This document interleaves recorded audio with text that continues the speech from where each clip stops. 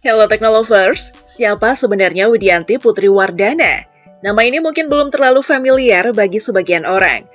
Tetapi sepak terjangnya di dunia bisnis dan pemerintahan sangat menarik untuk dikupas.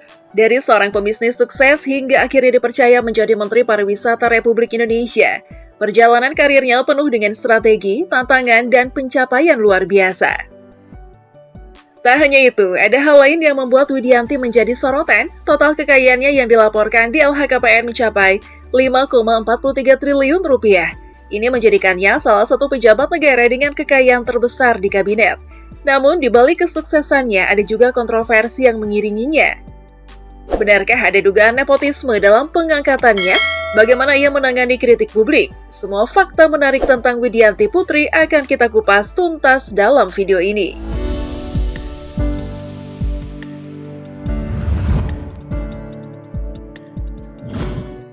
Widianti Putri Wardana lahir pada 8 Desember 1970 di Jakarta. Beliau berasal dari keluarga pembisnis ternama dan merupakan putri dari Wiwoho Basuki Cokronegoro, seorang pengusaha besar serta pendiri Teladan Group yang bergerak di berbagai sektor seperti agribisnis, pertambangan, dan energi. Sejak kecil, Widianti sudah terbiasa dengan lingkungan bisnis karena keluarganya yang memiliki jaringan luas di dunia usaha. Pendidikan formalnya dimulai di Sekolah Internasional di Jakarta sebelum melanjutkan studinya ke luar negeri. Dengan dukungan keluarga dan lingkungan yang mendukung, ia tumbuh menjadi sosok yang memiliki pemahaman bisnis yang kuat dan visi jangka panjang dalam dunia usaha. Tidak hanya aktif dalam dunia bisnis, Widianti juga dikenal memiliki kepedulian terhadap berbagai kegiatan sosial dan pemberdayaan perempuan dalam dunia ekonomi. Sebelum terjun ke dunia pemerintahan, ia sering terlibat dalam berbagai proyek filantropi dan pengembangan usaha kecil dan menengah atau UKM. Pengalamannya dalam berbagai bidang ini semakin memperkaya perspektifnya, terutama saat ia diamanahkan untuk mengemban jabatan sebagai Menteri Pariwisata Republik Indonesia. Dari sisi pendidikan, Widianti menyelesaikan studinya di Pepperdine University, California, Amerika Serikat.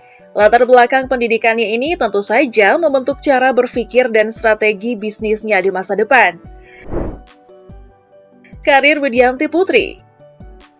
Setelah menyelesaikan pendidikan di Amerika, Widianti memulai karirnya di Indonesia dengan fokus di dunia bisnis. Awalnya ia bergabung dengan perusahaan keluarga dan mulai memahami seluk-beluk manajemen bisnis di sektor agribisnis dan investasi.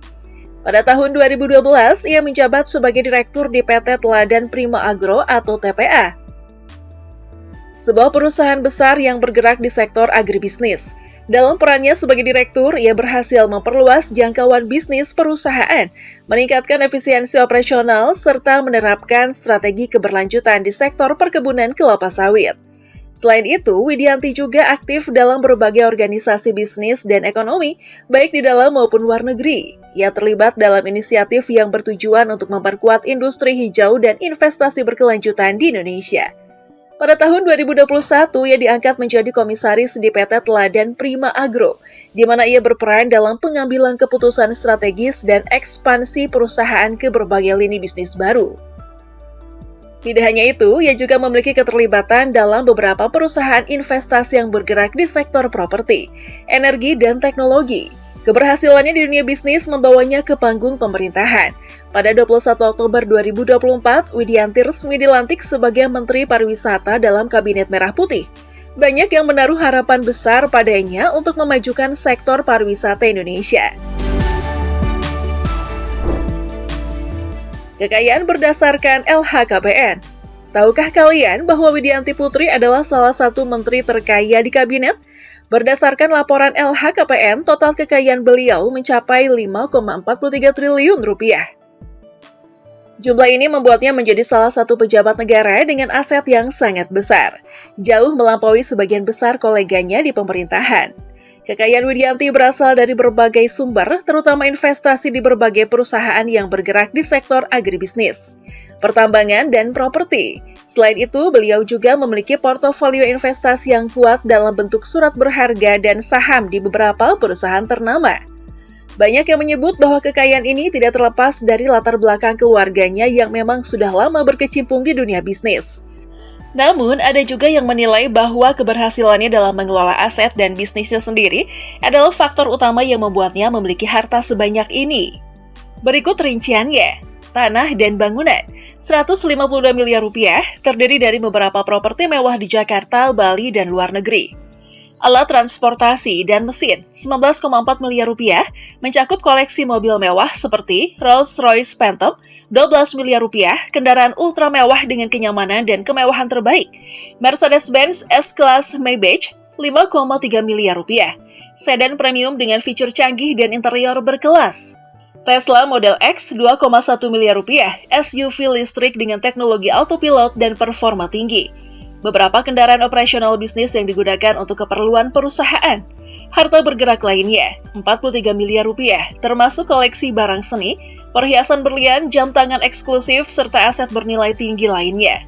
Surat berharga 5,7 triliun rupiah, yang meliputi saham mayoritas di beberapa perusahaan besar, obligasi pemerintah, serta investasi di startup teknologi. Kas dan setara kas, 67 miliar rupiah yang tersimpan dalam rekening bank dalam dan luar negeri, serta dalam bentuk aset liquid lainnya. Harta lainnya, 77 miliar rupiah, terdiri dari hak paten, lisensi bisnis, dan kepemilikan perusahaan yang tersebar di berbagai sektor. Menariknya, Widianti tidak memiliki utang yang tercatat dalam LHKPN. Ini membuatnya menjadi salah satu pejabat negara dengan kekayaan bersih yang luar biasa. Tanpa beban finansial dari utang, Widianti Putri memiliki keleluasan yang lebih besar dalam mengelola asetnya. Hal ini juga mencerminkan strategi keuangan yang sangat disiplin, di mana seluruh kekayaannya berasal dari investasi dan aset produktif tanpa harus bergantung pada pinjaman. Keputusan untuk tidak memiliki utang dalam portofolionya juga menunjukkan bahwa Widianti memiliki pendekatan yang konservatif terhadap pengelolaan keuangan pribadinya.